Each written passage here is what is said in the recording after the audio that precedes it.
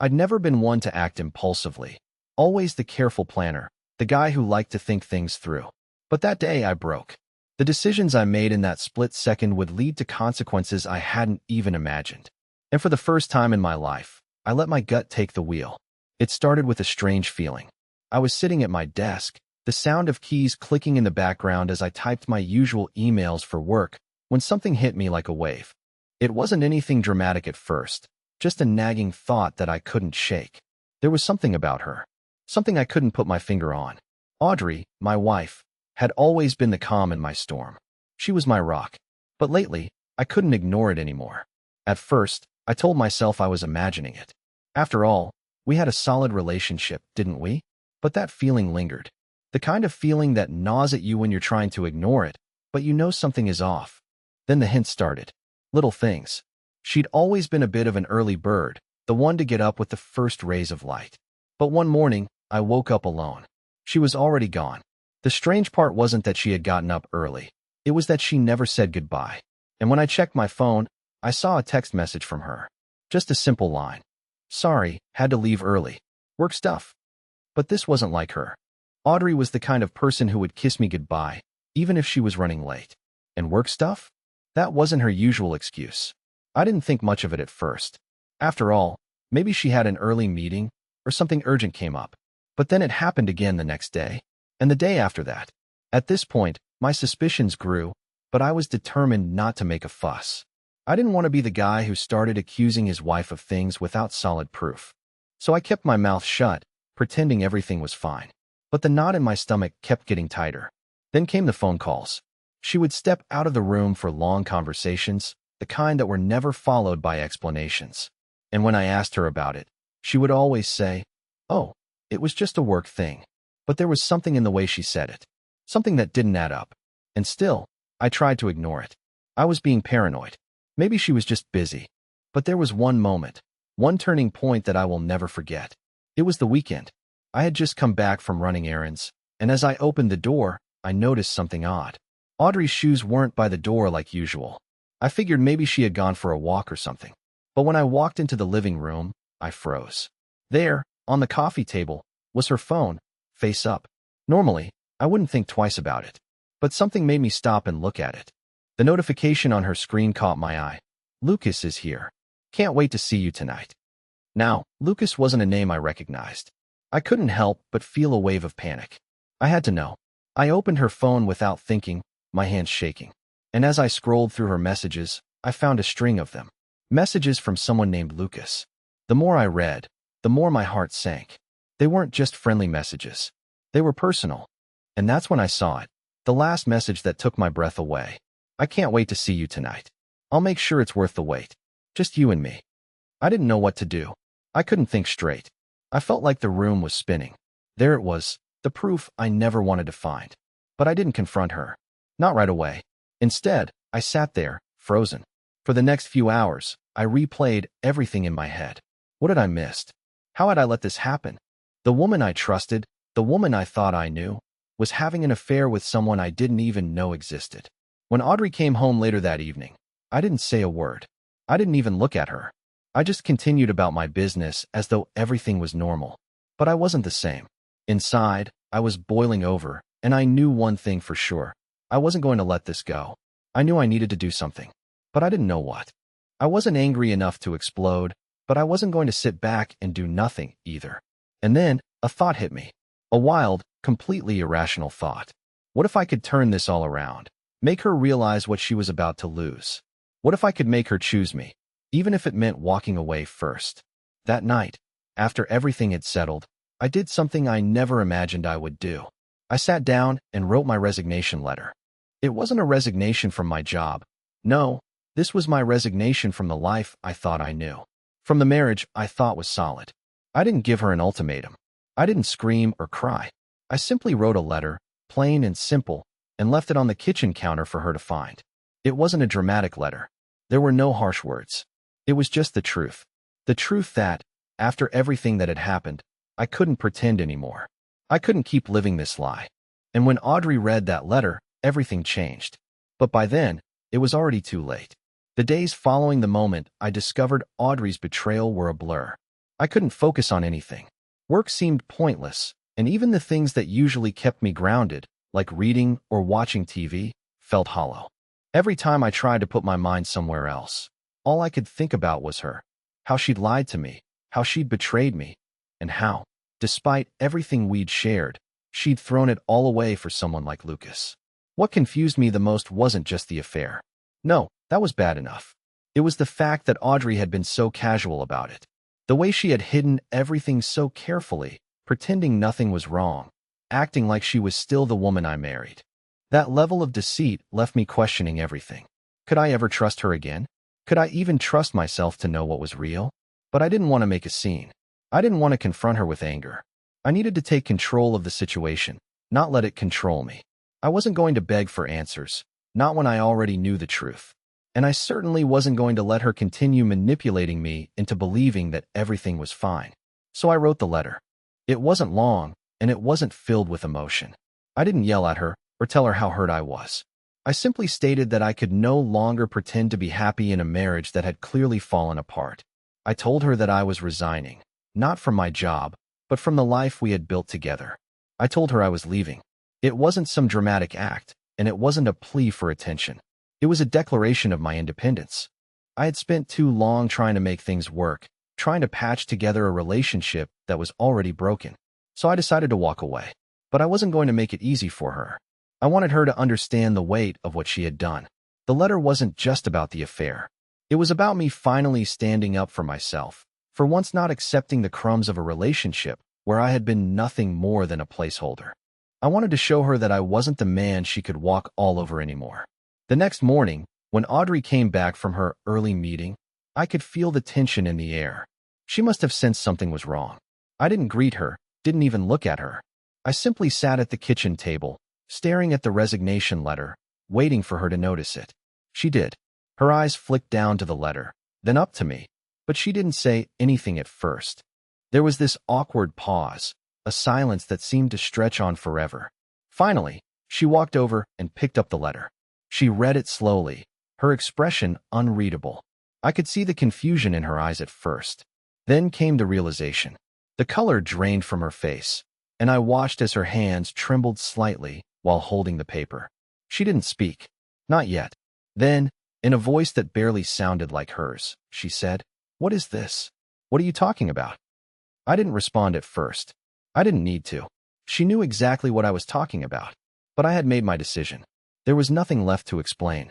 She put the letter down slowly, then turned to face me, her face contorting with a mix of guilt and frustration. "You're leaving?" she asked, her voice cracking slightly. "You're really going to do this?" I stood up from the table, meeting her gaze. "Yes, Audrey. I am. I've given you everything, and you chose him. You chose him over me, and now I'm done pretending that this is okay." The tears began to well up in her eyes, but I couldn't bring myself to care. I had been there, patiently waiting for the truth, hoping she would be honest with me. But instead, she had lied. She had broken me. "I never wanted this," she said, her voice soft but desperate. "I swear, I didn't mean for it to go this far. Please, just listen to me." I shook my head. "You had your chance to fix things, Audrey. You had every opportunity to tell me the truth, but you didn't. Now, I can't undo what's been done." She took a step toward me, reaching for my arm. "Don't do this," she pleaded, her voice shaking. "I know I made a mistake, but we can work through this. We can fix it. Please, don't leave." But it was too late. I knew what she was doing. I knew exactly what game she was playing. She wasn't sorry because of the affair. She was sorry because I was walking away. She was sorry because now she realized the consequences of her actions. But it was too late for apologies. Too late for promises. "I'm done," I said firmly, pulling my arm away from her grasp. "You had your chance. You didn't choose me, and now you've lost me." Her face crumpled, tears falling freely now. "I never wanted to hurt you," she whispered, voice barely above a breath. "I never meant for things to get out of hand." I didn't respond. The truth was, I didn't care anymore. I turned and walked away from her. It wasn't easy, but it was necessary. The person I had been in that relationship, the person who believed everything would work out, who believed in second chances, was gone. The new me, the one who had found his backbone, wasn't about to let her dictate my happiness any longer. As I walked out of the apartment, Leaving her standing there in the hallway, I felt a strange sense of relief. But deep down, I also felt something else, a sense of finality. There was no going back now. She had made her choice. Now it was time for me to make mine. The days after I left Audrey were a whirlwind, a blur of emotions that I couldn't quite place. I felt free in a way that was almost terrifying. It wasn't the feeling of relief I had expected, but more of an unsettling mix of freedom and disbelief. I had walked away from everything I thought I knew: my wife, the life we built together, our plans for the future. It felt like I was standing on the edge of a cliff, staring into an abyss that I was now diving into headfirst. I didn't look back. Not at first. I couldn't afford to. I had spent so many years being the person Audrey wanted me to be, bending over backward to please her and keep everything together. But now, for the first time in my life, I was going to be selfish. I needed to take control of my own life, to find out who I was without her. The man I had been with her, the guy who accepted all the small betrayals and lies because I didn't want to face reality, was gone. For the next week, I stayed in a tiny apartment I rented in a neighborhood I had never thought of before. It was nothing fancy, just a small one-bedroom with bare walls and the remnants of someone else's life in the corner. But it felt like the first real space I had ever occupied. I didn't have to answer to anyone. No more waiting for Audrey's texts. No more pretending that everything was fine when it clearly wasn't. I remember the first night in that apartment. I sat on the edge of the bed, my hands on my knees, staring at the wall. It was odd, how quiet it was, how empty it felt. I thought I would feel something stronger, like anger or relief, but instead, there was only this heavy silence that settled around me like a fog. I wasn't sure what to do with myself. And then the phone call started. At first, it was just one or two. Audrey's voice was desperate, pleading with me to pick up. But I didn't. I couldn't. I didn't want to hear her voice. I didn't want to listen to her apologies, to the reasons she thought might explain away what she had done. Every call was a reminder of the person I had been and how I didn't want to be that person anymore. But the calls didn't stop. Day after day, she left messages. Please, just talk to me. I know I messed up. Please don't leave me. We can fix this. It was almost like she was trapped in her own guilt, trying to convince herself that she could make it right. But the truth was, she couldn't. The damage was done. She had broken the trust, and once that was gone, there was no going back. I didn't return her calls. I didn't answer her texts. But I knew she was watching. Audrey was the kind of person who couldn't handle being ignored. She wasn't used to not getting what she wanted, and she was starting to panic. And that's when she showed up at my door. I'll never forget the sound of the knock. It was late, and I had just sat down with a bottle of cheap wine, trying to quiet my mind. The knock echoed through the small apartment, too loud, too sudden. I froze for a moment, unsure of what to do. I hadn't expected this. I wasn't ready to see her. But when I opened the door, there she was. Audrey. Her face was pale, her eyes red from crying, and her hair was messier than usual. She looked fragile, like she was barely holding herself together. I need to talk to you, she said, her voice barely above a whisper. I didn't say anything at first. I just stood there, looking at her. I had to admit, part of me wanted to let her in. I wanted to hear her side, to hear what she had to say. But I couldn't. I knew that if I let her back in, even just for a moment, it would undo everything I had worked for. What do you want? I finally asked, my voice colder than I intended. I'm sorry, she said, stepping closer. I made a terrible mistake. I should have never lied to you. I should have never let it go this far. Please, just give me a chance to fix it. Her words were all too familiar. They were the same ones she had said in every message, every phone call. But this time, they didn't move me. This time, they felt empty. Because I realized something. She wasn't sorry for the affair. She wasn't sorry for betraying me. She was sorry because I was walking away. She was sorry because she was losing control. I don't want your apologies, Audrey, I said, stepping back. I don't want your promises. I've heard them all before, and they don't mean anything anymore. Her face faltered, and I could see the panic in her eyes. Please, she begged, her voice breaking. Please don't leave me. I'll do anything. Just don't go. It wasn't that I didn't care. I did. I had cared for her more than anyone could understand. But love wasn't enough anymore. Trust, respect, and loyalty mattered too, and those things were gone. I already left, I said, my voice hardening. The man who loved you, who trusted you, is gone. You had your chance, Audrey. She reached out for my arm, her fingers trembling. No, you don't understand. I never wanted this. I love you. I've always loved you. It was a mistake. Please. I pulled away from her touch. It's too late for love. It's too late for anything.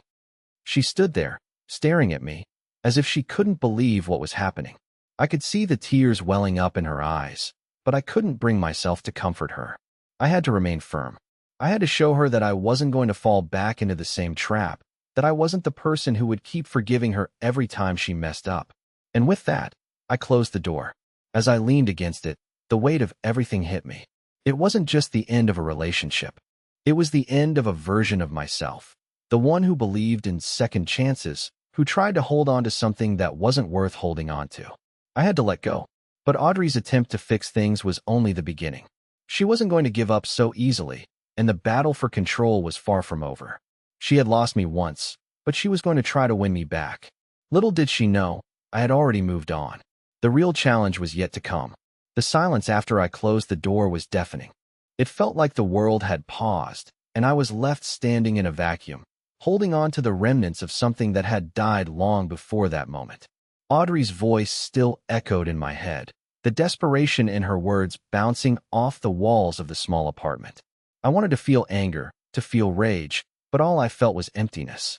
I had walked away from her, but now it felt like I was walking away from myself, from everything I had ever known. I wasn't the man who had been so eager to fix everything. I wasn't the man who would have begged for forgiveness. I wasn't the man who would have given her another chance. I was someone else now. Someone different, someone stronger, someone who had finally found the courage to stop letting his life be defined by someone else's choices. But even after everything, the weight of the past still lingered. I found myself questioning the decisions I had made, wondering if I had done the right thing. There were moments when I would replay Audrey's face in my mind, the look of pure panic, her desperate need to fix what she had broken. And for a brief second, I almost allowed myself to consider it. Maybe she was telling the truth. Maybe we could still fix things. But that moment passed quickly, just as it always had before. The phone calls continued, relentless. I would wake up to dozens of missed calls from her, each one more urgent than the last. I saw the messages flood in, some filled with apologies, others with pleading. Please don't do this. I'll fix it. I love you. Please come back. She didn't stop. She couldn't. The power she had over me, the control I had given her, was slipping away, and she was grasping at anything she could to pull me back into her orbit. But I didn't answer. I didn't let myself fall for it. One night, after ignoring her calls for the 100th time, I sat on the couch, staring out the window. The city lights twinkled in the distance, and for the first time, I realized how much of my life I had wasted, waiting, hoping, holding on to something that wasn't meant to be. I had been living in a shadow of what I thought was love, but now I saw it for what it truly was, a series of lies, of small betrayals that had been building for years. I wasn't ready to jump into another relationship, nor did I even want to. I had enough of fixing things for others. I needed to fix myself first. But I also couldn't ignore that what Audrey had done, her affair, her betrayal, had changed me. It wasn't just about her anymore. It was about me and the person I was becoming. The man I had been wasn't someone I wanted to be anymore. I was finally waking up to the reality of what had happened, and it was both painful and liberating. Then, something unexpected happened. Audrey showed up again, but this time it wasn't just a knock on the door. It was a visit that caught me completely off guard. I had just returned from a walk to clear my mind, when I found her sitting in front of my apartment building, waiting. She wasn't standing like she was trying to find me. No, she was sitting on the steps, like she had been there for hours. It looked like she had given up everything to come see me. I hesitated for a moment before walking up to her. The once familiar ache of concern gnawed at me, but I forced myself to push it away. I couldn't let her back in. I couldn't let her drag me back into that world. But seeing her sitting there, looking so broken, so small, I felt a pang of something, regret, maybe, or sympathy. But I wasn't the same person anymore. As I approached, she looked up, and for the first time in a long while, I saw something in her eyes that wasn't about guilt or desperation. It was raw. She was tired. I can't believe it's come to this, she said softly, her voice barely above a whisper. I stood in front of her, arms crossed, heart pounding. What do you want, Audrey? I asked, not with the anger I had expected, but with an unsettling calmness. I want to fix this. I know what I did was wrong. But I love you. I always have.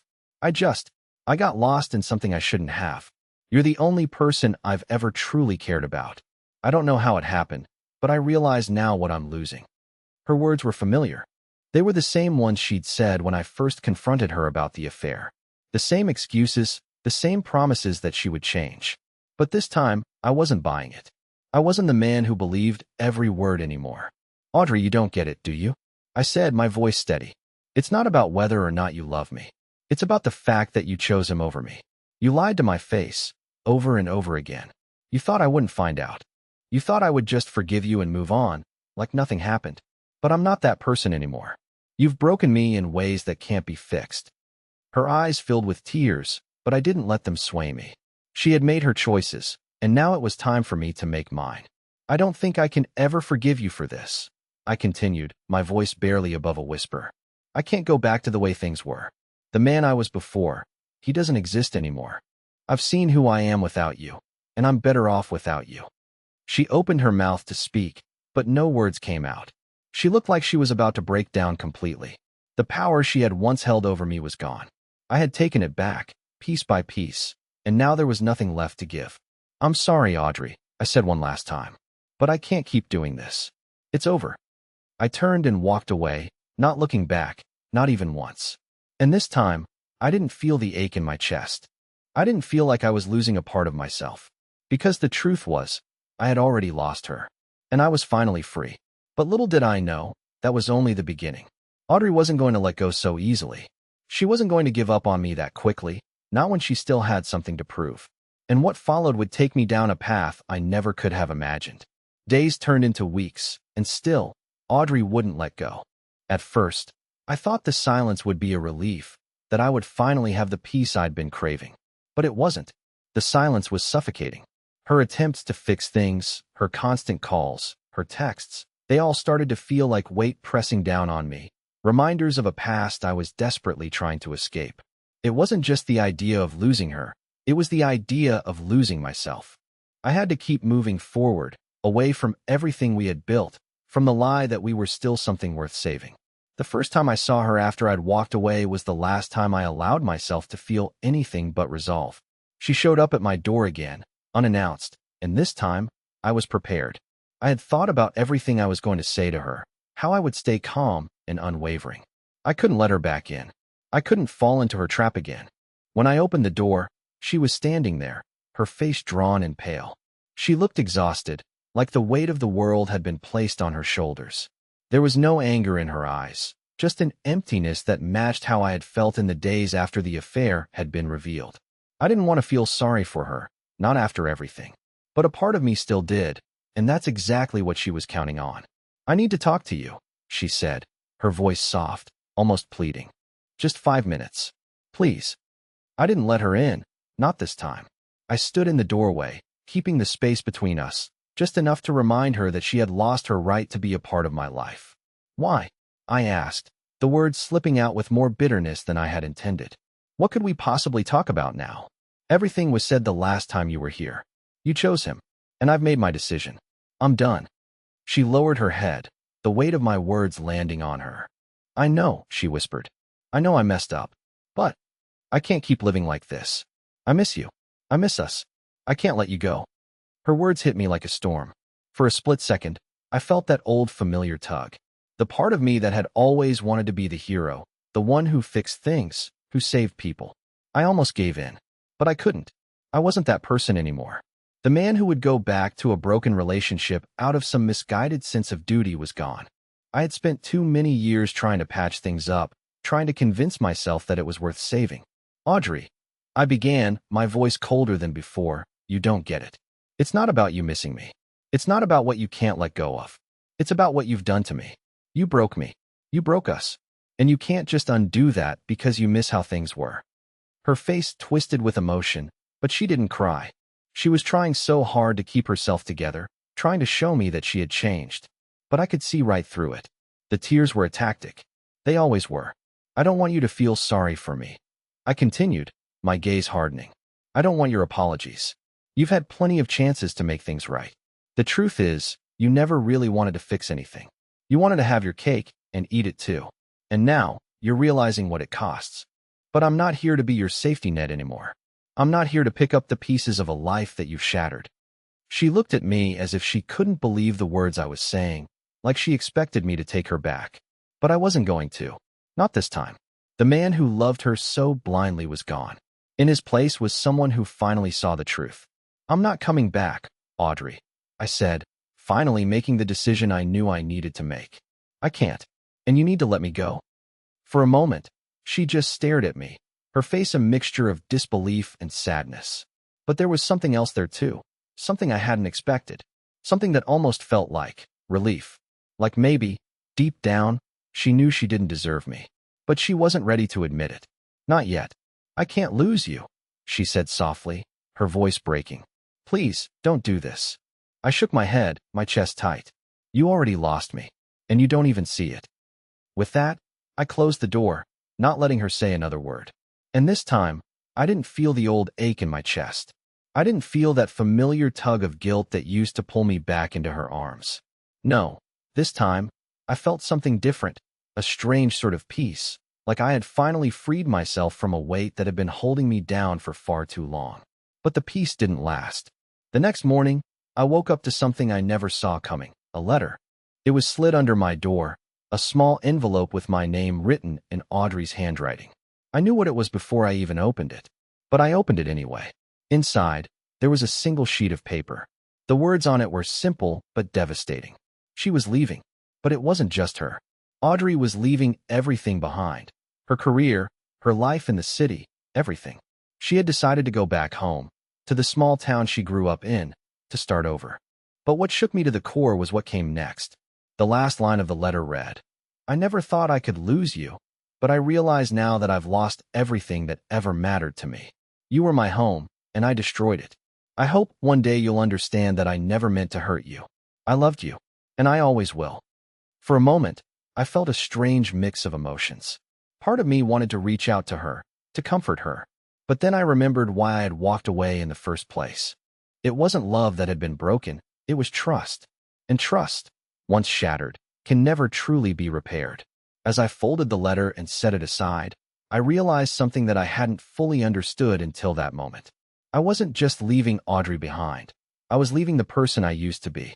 The person who believed in second chances, who believed in the possibility of change. I was done with that person. The man I was now was someone who had learned to walk away when it was necessary, who had learned to stop being afraid of the unknown. I was free, but I wasn't prepared for what came next. Audrey had made her choice, but she wasn't going to let me go without a fight. The days that followed Audrey's letter were strange. There was a stillness in the air, a sense of finality that I hadn't expected to feel. After everything that had happened, her affair, the countless lies, the emotional tug-of-war between us, I thought that walking away would be the hardest part. But in a way, leaving felt like the easiest thing I had ever done. The hardest part, the part that kept me up at night, was realizing that the life I had so carefully built had never truly been mine. It had always been a reflection of what I thought I should want, what I thought I should be. But now, as the silence hung around me, I found myself alone in a way that was almost liberating. I woke up each morning, not to the constant hum of her presence, her expectations, but to the quiet, to the peace I had denied myself for so long. I didn't have to worry about pretending anymore. I didn't have to keep pretending that everything was okay when I had known, deep down, for so long, that it wasn't. I tried to distract myself. I threw myself into work, threw myself into the things I had neglected for years, hobbies I had given up, friends I hadn't seen in ages. For the first time in a long while, I felt like I was living for myself. I was no longer defined by Audrey, by our failed marriage. I was free, or at least, that's what I kept telling myself. But even in the midst of all that freedom, there were still moments when I thought of her. It was hard not to.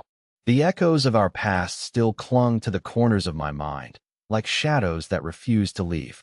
And sometimes, late at night, I'd hear her voice in my head, the way she used to say my name, the way she'd laugh, and for a brief moment, I would feel a pang of longing. Then, out of nowhere, came the phone call. I had been expecting it. I had known that Audrey wouldn't let me go easily. But when I saw her name flash on my phone, my heart still skipped a beat. For a moment, I debated not answering. I had already made it clear that I was done, but some strange impulse, had me swiping the screen to pick up. "Hello," I said, my voice sharp, cautious. "Please," Audrey's voice came through, hoarse and broken. "Just give me a chance to explain." I sat there, frozen, not knowing how to respond. I had already made my peace. I had already told her everything I needed to say. But now, hearing her voice again, that familiar sadness, I felt something stir inside me. Guilt, maybe. Regret. But I pushed it down. I knew better than to let it control me again. I had to stay strong. "I don't think there's anything left to explain," I said quietly, my fingers gripping the phone tighter. "You had your chance, Audrey. I've heard all the excuses, all the apologies. And honestly, I'm tired. I'm done with the games." She didn't say anything for a long moment. And when she did speak again, her voice cracked with emotion. "I never thought it would be like this. I never thought I'd lose you. I was scared. I didn't know what I had until it was gone. I don't know how to make it right, but I need you to know that I'm sorry. So sorry." The words hung in the air, and for a moment, I almost believed her. Almost. But the truth was, I had heard it all before. The words sounded empty, just like the others. Apologies without action. Promises without follow-through. She had broken me, and I wasn't sure I could ever go back to the person I was when I had loved her. "I don't want your apologies anymore," I said firmly, cutting through her sadness. "I don't need them. I don't need you to fix anything. I need you to understand that what you did, what you chose, has consequences. And I've made my choice, too." There was a pause on the other end of the line, and for a moment, I wondered if she was about to beg me to come back. But then I heard the sound of her breathing, shaky but steady. "I know," she whispered, "and I'll live with that. But I'll always regret it. Always." I didn't respond. I didn't need to. We had both said everything that needed to be said. It was over. But it wasn't over, not for her. A few days later, Audrey showed up again, this time at my work. I didn't expect her to come back. Not in this way. Not after everything we had been through. I had thought she would accept that I was done, that she would finally walk away. But the desperation in her eyes when I saw her in the lobby hit me hard. "Can we just talk?" she asked, almost pleading, her voice tight with emotion. I felt a wave of frustration rise up inside me. I wanted to walk away, to ignore her, to tell her that she had no right to be here. But there was something in her eyes, something so raw, so vulnerable, that I couldn't turn away completely. I led her to a quiet corner of the office, away from prying eyes. She didn't sit down. She just stood there, looking at me, as though waiting for me to say something. Anything, to make everything right again. "You've done enough talking, Audrey," I said, my voice low and firm. "And I've done enough listening. What's left for us to say?" Her eyes filled with tears, and for a moment, I thought she might break down. But she didn't. She took a deep breath and spoke in a voice that was almost unrecognizable. "I just need you to know that I will never forget what we had," she said, her voice trembling. "I will never forget you. And maybe I don't deserve forgiveness, but I want you to know that I'll always love you, even if you don't feel the same." I didn't say anything. What was there to say? Her words, once so familiar, no longer meant anything to me. I had moved on. She hadn't. And that's what hurt the most. She tried to hug me then, but I stepped back, gently but firmly. "Don't. It's over, Audrey. It has to be. For both of us." She stood there for a moment, her eyes searching mine, looking for some sign of hope. But there was nothing. And as I turned away from her, I knew that this time, it was truly the end. I had finally let go. And despite how much it hurt, I knew it was the only way forward. But I couldn't help but wonder, what would happen if she didn't give up? What if Audrey wasn't willing to let me go, even if I had made it clear that I was done? I had no idea just how far she was willing to go, and neither did she. But soon, she would find out just how far someone can go when they've already lost everything. The days passed in a blur after the last time I saw Audrey. She kept trying to reach me, sending countless texts, leaving messages, even writing letters. But I couldn't bring myself to read them. It wasn't that I was angry anymore. Well, maybe I still was. But it wasn't just about anger. It was the reality of knowing that nothing she could say would change anything. There was no going back.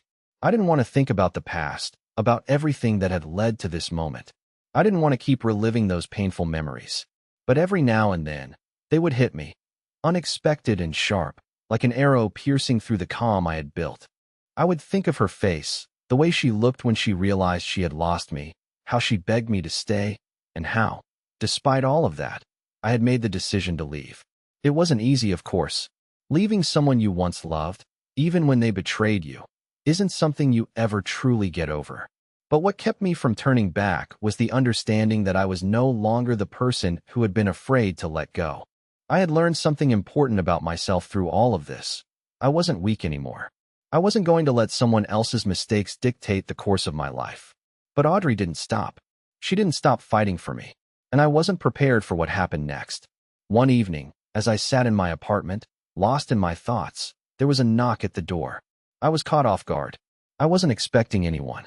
I had grown used to the quiet, to the isolation I had intentionally built around myself. I peeked through the peephole, and when I saw her standing there, my heart skipped a beat. Audrey. I hadn't seen her in weeks, and the sight of her standing there, tired, her face worn with the weight of the last few months, shocked me. I almost didn't open the door, but somehow I did. "You need to stop doing this," I said before she even spoke. My voice was firm, but there was something else in it, something I couldn't quite put my finger on. "You need to understand that it's over." Audrey didn't say anything at first. She just stood there, looking at me with those same desperate eyes that had haunted me before. I could see the tears welling up in her eyes, the rawness of her emotions on full display. She had been broken, but so had I. The difference now was that I was finally accepting that we couldn't fix it. "I can't let you go," she whispered, her voice barely audible. I wanted to tell her how much I hurt, how much I still cared for her in some part of me. But I couldn't. The truth was, I couldn't keep living in a constant cycle of pain and hope. And the more I thought about it, the more I realized that no matter how much she apologized, no matter how many times she begged for forgiveness, nothing would ever erase the betrayal she had caused. "You've already let me go, Audrey," I said, my voice steady. "And so have I. The person who could forgive you, the person who could pretend like it never happened, he's gone. I've let go, and you have to too. It's the only way for both of us to move forward." She shook her head, tears streaming down her face now. "Please, just one more chance. I swear, I'll do anything. I love you. You have to believe me." But I couldn't believe her anymore. I couldn't believe in the love she had promised me when it had turned out to be nothing more than a lie. I knew now that love was more than words. It was about trust, commitment, and loyalty. And those were things Audrey had thrown away the moment she chose him over me. "I can't give you what you want," I said, my voice breaking despite my best efforts. "I'm not the same person. I can't pretend that everything is okay. And I can't keep doing this with you. I need to live my life, Audrey. I need to move on." For a moment, she just stood there, staring at me, as if trying to read me, trying to find some hint of the man she once knew. But I wasn't that person anymore. I had changed. And as much as it hurt, I knew I was better off without her. "I'm sorry," I whispered, more to myself than to her. "But this is it. Goodbye." And with that, I closed the door. It was the hardest thing I had ever done, but I knew it was the only thing that would truly set me free. The next few days felt like a slow descent into something that was hard to describe. I had closed the door on Audrey, but in some ways, I felt like I had closed the door on a part of myself. The man who had loved her, the man who had been willing to forgive, the man who had tried so hard to make it work. He was gone. In his place stood someone new, someone stronger, someone who understood the value of his own worth. But even though I had moved on, even though I had made my peace, Audrey was still there, lingering in the corners of my thoughts, always just out of reach. I knew she wasn't done, that she would continue to try to claw her way back into my life, to make me believe that we could somehow go back to what we once had. And just when I thought I was finally rid of her, just when I thought I could breathe again, I got another letter. This time, it was different. This letter wasn't about apologies. It wasn't about regrets. It was something much darker. The letter read, "I know what you've done, and I'm not letting you go that easily. You think you've won, but you haven't. Not yet." I stared at the words, the hair on the back of my neck standing on end. I had no idea what I was dealing with now, but one thing was for certain. Audrey wasn't finished with me yet. And whatever came next, I wasn't sure I was ready for it. But this time, I was prepared. I wouldn't let her pull me back into the chaos. I had already made my choice, and I wouldn't let her change my mind again. But I knew it wasn't over. Audrey was about to show me just how far she was willing to go. The letter that Audrey had left at my door, the one with the chilling words, sat on my desk for days. I couldn't bring myself to read it again. My mind kept racing, wondering what she meant by that cryptic message. I know what you've done, and I'm not letting you go that easily. You think you've won, but you haven't. Not yet. It was unsettling, but deep down, I knew it was just another attempt to hold on, another last-ditch effort to control a situation that was already beyond repair. I had already made my choice. I had let go of the past, and I wasn't going to let her pull me back into a relationship that was only going to drain me again. But Audrey's words stayed with me, gnawing at the back of my mind. I didn't know what she would do next, but I knew I wasn't going to be manipulated anymore. Then, one morning, I woke up to the sound of my phone vibrating on the nightstand. I picked it up, expecting another message from Audrey, another attempt to get through to me. But when I unlocked the screen, it wasn't from her. It was from my old friend, Daniel. The message was simple, just a few words. Meet me for lunch. I've got something that might help. I stared at the text for a moment, wondering what he meant. Daniel had been one of my closest friends before everything with Audrey had consumed my life. I hadn't seen him in ages, but I knew that if he was reaching out now, it must be important. I decided to meet him. When we sat down at a small cafe, I could tell he was about to say something serious. He had a way of getting straight to the point, and today was no different. So, I know you've been through a lot with Audrey, he started, his voice steady. But I think you're missing something here. I frowned, confused. What do you mean? Daniel leaned forward, looking me dead in the eyes. You've been so focused on closing that door, on running away from everything that hurt you, that you've forgotten about the person you are now. You've changed, man. And I don't think you've really given yourself credit for that. I wasn't sure where he was going with this, but I listened. He continued, I get it. Audrey messed up. She hurt you in a way that can't just be fixed by some apology or begging. But don't let her actions define who you are. You're not the guy who's been hurt anymore. You're stronger now. You're free. And you've got a future ahead of you, something you haven't allowed yourself to see yet. His words hit me harder than I expected. I had spent so long focusing on the hurt, on the betrayal, that I hadn't given myself the chance to realize how much I had grown. I wasn't the same person who had walked into that relationship, desperate for validation. I was different now, more confident, more self-aware, more in control of my own life. You're right, I said quietly. I've been so focused on the past that I haven't even thought about what comes next. It's like I've been stuck in this loop, just trying to make sense of everything. Daniel smiled, a reassuring look in his eyes. It's time to break free, man. Audrey can't keep holding you back, and neither can your past. You've got everything you need to move forward. And that's when it hit me. I had the power to move on, to choose a life for myself without being tethered to the past. I had always been afraid of what letting go truly meant, but now, I saw it for what it was, liberation. I didn't need to be shackled to old memories. I could create new ones. I could find peace, and I could be happy. Over the next few weeks, I focused on myself. I reconnected with old friends, went on solo trips, and began to build the life I had always wanted, the life that had been overshadowed by Audrey and the lies that had defined me for so long. I started to truly understand the power of self-love and self-respect. I was no longer the guy who let someone else's mistakes dictate my happiness. I had learned how to choose myself. And then, something I hadn't expected happened. Audrey reached out again, but this time, it wasn't about begging for forgiveness. She had changed too. She sent me a simple text. I'm moving on, and I hope you can too. I'll always love you, but I know now that we weren't meant to be. Thank you for everything, and I wish you all the best. I didn't respond right away, but as I sat there, reading her message, I realized that I no longer felt the bitterness, no longer felt the resentment that once consumed me. I felt peace. I had finally let go, and it wasn't about her anymore. It was about me. It was about the future I had chosen for myself, and I wasn't going to let the past weigh me down any longer. A few weeks later, I met someone new.